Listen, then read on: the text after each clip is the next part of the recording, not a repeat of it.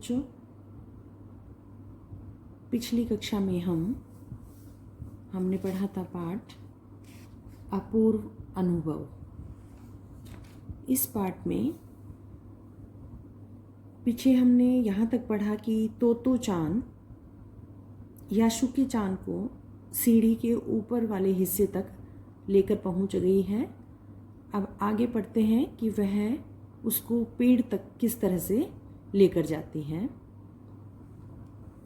तो उसने चाहा था कि यासुकी चान को अपने पेड़ पर आमंत्रित कर तमाम नई नई चीज़ें दिखाए। तो चान ने यासुकी चान को सब चीज़ें पेड़ पर बुलाकर सब चीज़ें दिखाने के बारे में सोचा था, पर वह रोई नहीं। लेकिन वह वहाँ तक उसको लेकर जाने में अभी तक सफल नहीं हो पाई थी, इसलिए उसको ये फील हो रहा था कि मैं कहीं इसको वहाँ तक न ही पहुँचा पाऊँ। उसे डर था कि उसके रोने पर यासुकी चान भी रो पड़ेगा।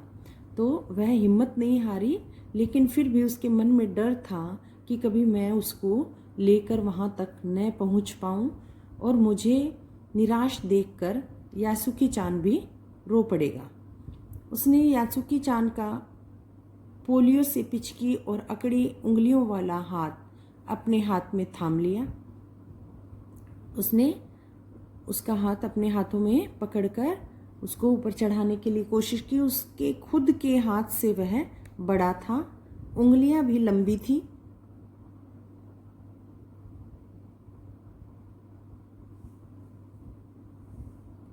देर तक तोतो चान उसका हाथ थामे रही, तब बोली, तुम लेट जाओ, मैं तुम्हें पेड़ पर खींचने की कोशिश करती हूँ। क्योंकि वह अपने शरीर को ऊपर उठाने के लिए इतना नहीं कर पा रहा था पोलियो के कारण। तो वह कहती है कि तुम लेट जाओ, मैं तुम्हें खींचने की कोशिश करती हूँ। उस पर शाखा पर तेजी खड़ी तोतो चान द्वारा यासुकी चान को पेड़ की ओर खींचते अगर कोई बड़ा देखता तो वह जरूर डर के मारे चीख उठता, क्योंकि तोतो चान से यासुकी चान देखने में बड़ा लग रहा था और पोलियो के कारण वह अपने शरीर का सारा वजन अपने शरीर पर नहीं उठा पा रहा था। तो चान ही उसको पूरे जोर के साथ उसको पेड़ की तरफ खींच रही थी और उसे डर भी लग रहा था कि कहीं यह मेरे हाथ से गिर न जाए। और अगर उस परिस्थिति में अगर कोई बड़ा भी उसको देखता तो वह भी डर के मारे चीख उठता। उसे वे सच में जोखिम उठाते ही दिखाई देते, पर यासुकी चान को तोतो चान पर पूरा भरोसा था और वह खुद भी यासुकी चान के लिए भारी खतरा उठा रही थी। अपने नन्हे नन्हे हाथों से वह पूरी ताकत से यासुकी चान को खींचने लगी। बादल का एक बड़ा टुकड़ा बीच बीच में छाया करके उन्हें कड़कती धूप से बचा रहा था। बादल का कोई बड़ा सा भाग जो है वो कभी इधर कभी उधर, कभी उनके ऊपर धूप आ रही थी, कभी बादलों की छाया आ रही थी। तो इस तरह से वो समय उनका बीत रहा था। काफ़ी मेहनत के बाद दोनों आमने सामने पेड़ की द्विशाखा पर थे। इतनी मेहनत करने के बाद वह तोतो चान उसको लेकर उस टहनी पर, जहाँ वह खुद बैठती थी, उस टहनी पर लेकर पहुंच चुकी थी और उसको बिठा दिया था। पसीने से तरबतर अपने बालों को चेहरे पर से हटाते हुए तोतो चान ने सम्मान से झुककर कहा, मेरे पेड़ पर तुम्हारा स्वागत है। यासुकी चान डाल के सहारे खड़ा था। कुछ झिझकता हुआ वह मुस्कुराया। तब उसने पूछा, क्या मैं अंदर आ सकता हूँ?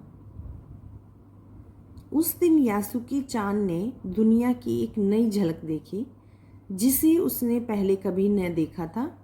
तो ऐसा होता है पेड़ पर चढ़ना। यासुकी चान ने खुश होते हुए कहा, क्योंकि यासुकी चान को पोलियो की बीमारी थी, तो वह कभी सोचता भी नहीं था कि मैं इस पेड़ के ऊपर चढ़कर जैसे और बच्चे बैठते हैं और मैं भी देख पाऊंगा, ये कभी उसने सोचा नहीं था। लेकिन तोतो चान उसको ये सब दिखाना चाहती थी। उसे यह एक अच्छा काम लग रहा था कि मैं यासुकी चान को भी यहाँ बिठाऊं और उसको भी दूसरे बच्चों की तरह से पेड़ पर बिठाकर यहाँ से दिखने वाले सब सारी जो झलक है वो वह देखे, वह उसकी इच्छा थी। वे बड़ी देर तक पेड़ पर बैठे बैठे इधर उधर की गप्पे लड़ाते रहे। बैठने के बाद पेड़ पर पहुंचने के बाद वो निश्चिंत हो जाते हैं और बैठकर बहुत सारी इधर उधर की बातें करते हैं। मेरी बहन अमेरिका में है, उसने बताया कि वहाँ एक चीज़ होती है टेलीविज़न। यासुकी चान उमंग से भरा बता रहा था। वह कहती है कि जब वह जापान में आ जाएगा तो हम घर बैठे बैठे ही सूमो कुश्ती देख सकेंगे। तो यासुकी चान तोतो चान को टेलीविज़न के बारे में बता रहा है। वह कहती है कि टेलीविज़न एक डिब्बे जैसा होता है। तोतो चान उस समय यह तो न समझ पाई कि यासुकी चान के लिए जो कहीं भी दूर तक चल नहीं सकता था, घर बैठे चीज़ों को देख लेने के क्या अर्थ होंगे। वह तो यह ही सोचती रही कि सोमो पहलवान घर में रखे किसी डिब्बे में कैसे समा जाएगा। तो चान को इन सभी बातों के बारे में बहुत हैरानी हो रही थी और वह सोच रही थी कि एक डिब्बे में इस तरह से सुमो पहलवान कैसे आ सकता है। तो वह यह बात अच्छी तरह से समझ नहीं पाई थी। उनका आकार तो बड़ा होता है, पर बात उसे बड़ी लुभावने लगी। उसे ये बात बहुत अच्छी लगी, लेकिन उसको समझ नहीं आई। उन दिनों टेलीविज़न के बारे में कोई नहीं जानता था, क्योंकि टेलीविज़न तब इतना प्रचलन में नहीं था। टेलीविज़न जैसे आज आम बात है, उस समय कोई यह आम बात नहीं थी। टेलीविज़न देखने को नहीं मिलता था लोगों को। पहल यासुकी चान ने ही तोतो चान को उसके बारे में बताया था। सबसे पहले यासुकी चान ने तोतो चान को इसके बारे में बताया था, टेलीविज़न के बारे में। इससे पहले कभी उसने टेलीविज़न के बारे में सुना भी नहीं था। पेड़ मानो गीत गा रहे थे और दोनों बेहद खुश थे। पेड़ों पर ठंडी ठंडी हवाएं चल रही थी और ऐसा लग रहा था मानो पेड़ हैं जो गीत गा रहे हैं, और वो दोनों बहुत खुश थे। यासुकी चान के लिए पेड़ पर चढ़ने का यह पहला और अंतिम मौका था, क्योंकि वह इतनी कठिनाई से पेड़ पर चढ़ा था, तो वहाँ वह प्रतिदिन नहीं चढ़कर उसका आनंद उठा सकता था। क्योंकि अब यह तोतो चान की मेहनत से पेड़ पर चढ़ा था। दोनों ही बहुत खुश थे, क्योंकि तोतो चान ने उसको पेड़ पर चढ़ाया था, इसलिए उसे बहुत खुशी थी कि मैं एक ऐसे बच्चे को पेड़ पर चढ़ाकर मैंने कितना अच्छा काम किया है। और यासुकी चान उस पर चढ़ने से बहुत खुश था, क्योंकि वह कभी सोच भी नहीं सकता था कि वह पेड़ पर इस तरह से बैठकर वहाँ का नज़ारा देखेगा। तो ये था हमारा पाठ, और अब हम करेंगे इस पाठ का अभ्यास। तो पाठ को आप अच्छी तरह से रीड करना, बहुत अच्छा पाठ है और आप इस तरह के कार्य कर भी सकते हैं। दूसरों की मदद, दूसरों की खुशी के लिए हमें इस तरह के कार्य करने चाहिए, जिनसे हमें भी खुशी मिलती है और दूसरे बच्चों को भी खुशी मिलती है। अब हम इसका अभ्यास करेंगे।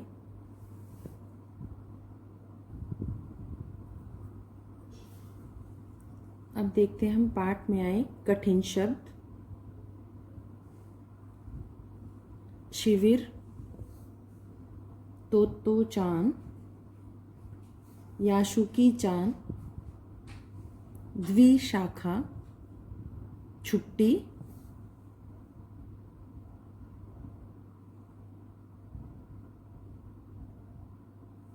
माफ,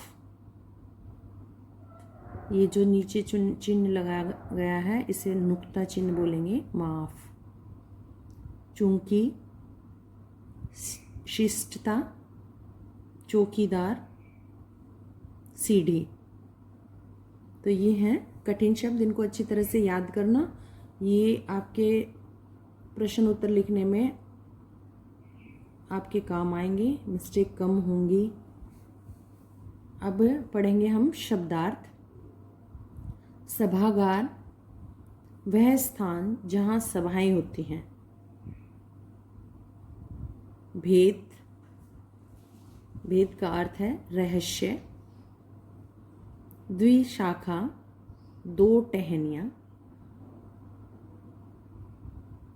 आँखों में नहीं झाँका, ध्यानपूर्वक न देखना।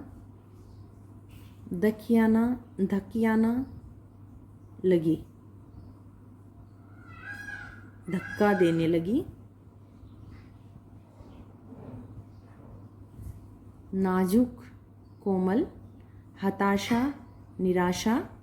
रमना, रुचि लेना। आमंत्रित करना, आदरपूर्वक बुलाना। जोखिम, खतरा। लुभावनी, लुभा लेने वाली, यानी कि अपनी तरफ आकर्षित करने वाली। अब हम करते हैं इस पाठ के प्रश्न उत्तर। प्रश्न 1, यासुकी चान को अपने पेड़ पर चढ़ाने के लिए तोतो चान ने अथक प्रयास क्यों किया? उत्तर, यासुकी चान एक विकलांग बालक था। विकलांग से अभिप्राय है कि उसके शरीर के वो जो कुछ पैर और हाथ, उसके बॉडी पार्ट में पोलियो से ग्रसित पार्ट था उसका, तो उसके कारण मतलब उसका शरीर के अंग वह काम नहीं करते थे। उसके हाथ पैर इतने कमज़ोर थे कि वह स्वयं पेड़ पर नहीं चढ़ सकता था। तोतो चान जानती थी कि यासुकी चान भी आम बालक की तरह पेड़ पर चढ़ने का इच्छुक है। इसलिए तोतो चान ने यासुकी चान को पेड़ पर चढ़ाने के अथक प्रयास किए। अथक यानी बहुत अधिक प्रयास किए, कोशिश की।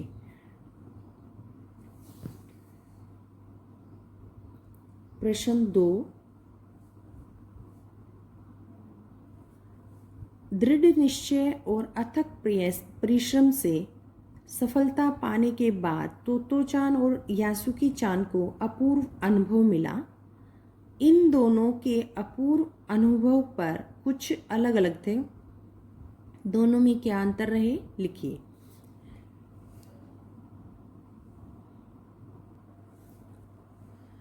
उत्तर, दृढ़ निश्चय और अथक परिश्रम से यासुकी चान और तोतो चान सफल हुए। यासुकी चान को खुशी थी कि उसने भी पेड़ पर चढ़कर दुनिया को निहारा। उसके लिए यह अपूर्व अनुभव प्रसन्नतादायक था। तोतो चान ने एक असमर्थ विकलांग बालक की सहायता कर उसे आम बालक को मिलने वाले सुख से परिचित कराया। तोतो चान को खुशी थी कि उसे यासुकी चान की इच्छा पूरी करने में अपूर्व अनुभव मिला। तो दोनों खुश थे, लेकिन दोनों के अलग अलग खुश होने के अलग अलग कारण थे और दोनों का अनुभव अलग अलग था। प्रश्न 3, पाठ में खोजकर देखिए कब सूरज का ताप यासुकी चान और तोतो चान पर पड़ रहा था। वे दोनों पसीने से तरबतर हो रहे थे और कब बादल का एक टुकड़ा उन्हें छाया देकर कड़कती धूप से बचाने लगा था। आपके अनुसार इस प्रकार परिस्थिति के बदलने का कारण क्या हो सकता है? उत्तर, तोतो चान यासुकी चान को तिपाई सीढ़ी की मदद से पेड़ पर चढ़ाने में व्यस्त थी। यासुकी चान ने पेड़ की ओर देखते हुए निश्चय के साथ जब अपना पांव उठाकर सीढ़ी पर रखा तब सूरज का ताप उन पर पड़ रहा था। दोनों कड़ी मेहनत के कारण पसीने से तरबतर थे। कड़ी मेहनत के बाद दोनों द्विशाखा पर पहुंच गए। तोतो चान अपनी जान जोखिम में डालकर यासुकी चान को पेड़ की ओर खींचने लगी। तभी बादल का एक टुकड़ा बीच बीच में छाया करके उन्हें कड़कती धूप से बचा रहा था। बादल का टुकड़ा दोनों के प्रयत्नों को देखकर पिघल गया था, इसीलिए उसने उन दोनों को तपते सूरज की जलन से और उनका पसीना सुखाने की गरज से उन दोनों को अपनी शीतल छाया दी। जब हम कोई भी अच्छा कार्य करते हैं, मेहनत करते हैं, किसी की मदद करते हैं, तो प्रकृति भी हमारी मदद करती है। प्रश्न 4, यासुकी चान के लिए पेड़ पर चढ़ने का यह अंतिम मौका था। इस अधूरे वाक्य को कीजिए और लिखकर बताइए कि लेखिका ने ऐसा क्यों लिखा होगा। उत्तर, यासुकी चान पोलियो से पीड़ित था। वह पेड़ पर स्वयं चढ़ने में असमर्थ था, मतलब वह अकेला अपने आप से नहीं चढ़ पा सकता था। अपनी बालिका मित्र तोतो चान की मदद से वह उसके पेड़ पर चढ़ा। इस पेड़ पर चढ़ने से पहले उसे बहुत परेशानी, बाधा और निराशा से जूझना पड़ा। तोतो चान का पेड़ बड़ा चिकना था। इस पेड़ पर चढ़ने वाला फिसलता था। ऐसे में तोतो चान ने चौकीदार के यहाँ से सीढ़ी और तिपाई वाली सीढ़ी लाकर उसे पेड़ की जुड़वा टहनी तक पहुँचने में मदद की। यासुकी चान जब सीढ़ी पर चढ़ता था तो सीढ़ी डगमगा जाती थी। वह अपनी असफलता पर निराश हो गया, परंतु तोतो चान की सूझबूझ और मेहनत से वह पेड़ पर चढ़ने में सफल हो गया। लेखिका ने उसकी इस चढ़ाई को अंतिम बार माना है। इसका कारण यह है कि चोरी छिपे तोतो चान की मदद से चढ़ा था। यदि इस घटना का अन्य किसी को पता चल जाता तो उस पर डांट पड़ती, इसलिए उसने इसे अंतिम मौका कहा है। तो ये थे हमारे प्रश्न उत्तर। तो आपको पाठ में सबसे पहले कठिन शब्दार्थ और अभ्यास के प्रश्न कॉपी में करने हैं, कॉपी कंप्लीट करनी है आपको।